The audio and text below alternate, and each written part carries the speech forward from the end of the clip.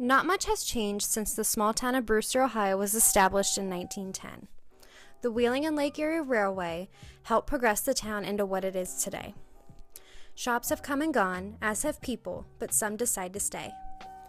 Generations of current families can be traced back to the town's establishment. Along with families being permanent fixtures of Brewster, so are the basic amenities. Many of the services that the city provides are essential to keeping the residents safe and leading productive lives. One of those departments includes the Brewster Fire Department. Being a volunteer department, like most fire departments in America, a lot of the work gets underrated. However, the volunteers work just as hard and efficient as full-time ones. Not many people know what a day in the life of a fire department looks like, but it affects the community in more ways than one. Dispatch Brewster Fire, respond 415 1st Street Southwest for a 1-year-old female, shaking.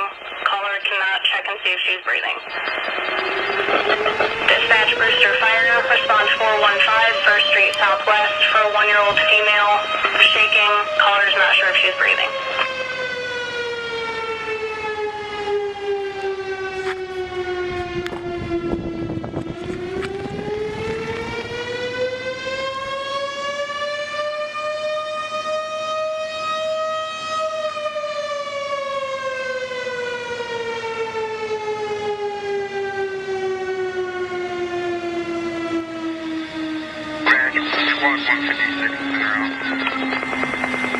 That's clear 156, you're going to be en route. 415 1st Street Southwest, crossing 2nd and Lincoln.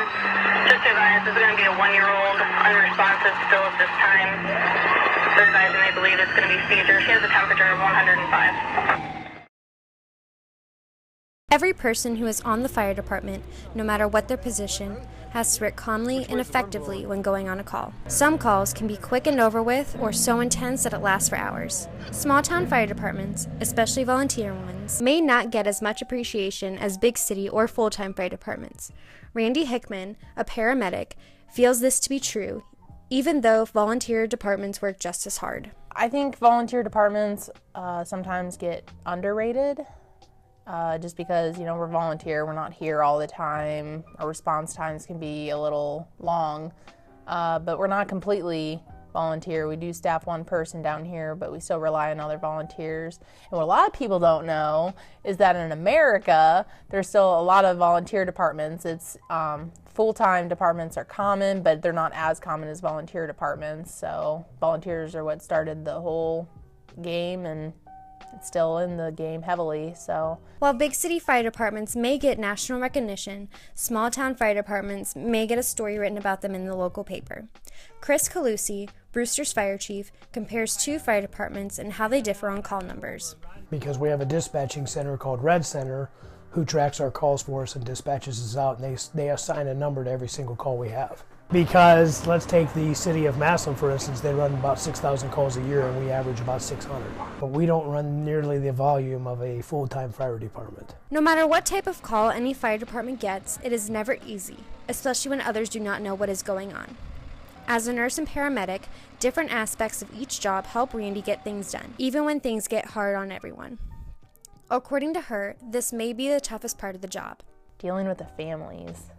That can be hard sometimes depending on the call because everybody worries, and sometimes we forget about how other people might feel because we're so used to it.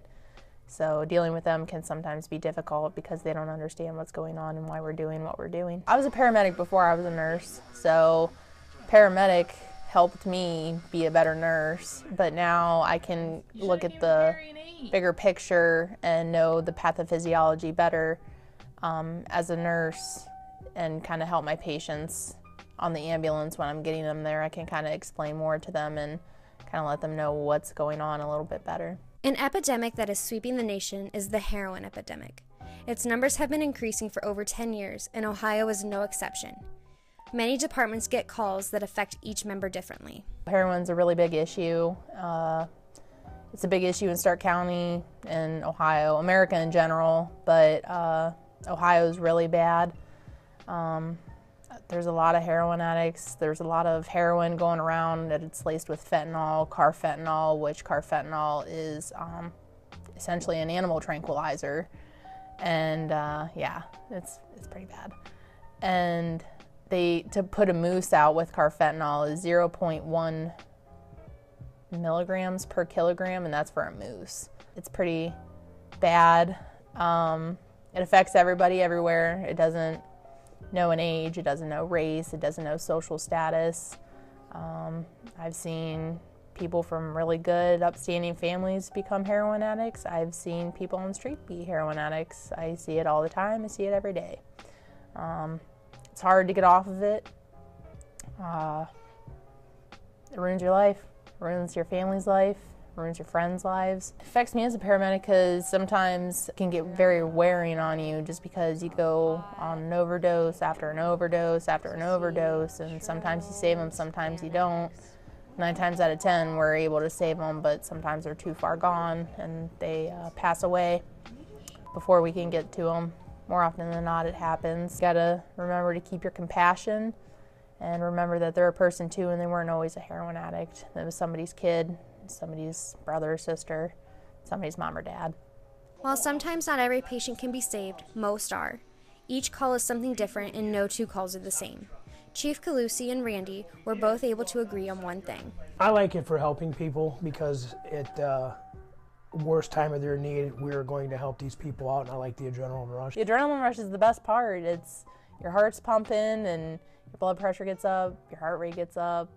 I mean, you get excited, you get jittery, and you get there, and it's just different every time. Sometimes you go on, petty calls, but for the most part, it's kind of exciting and it's different every time. I like the adrenaline rush, but I'm an adrenaline junkie, so.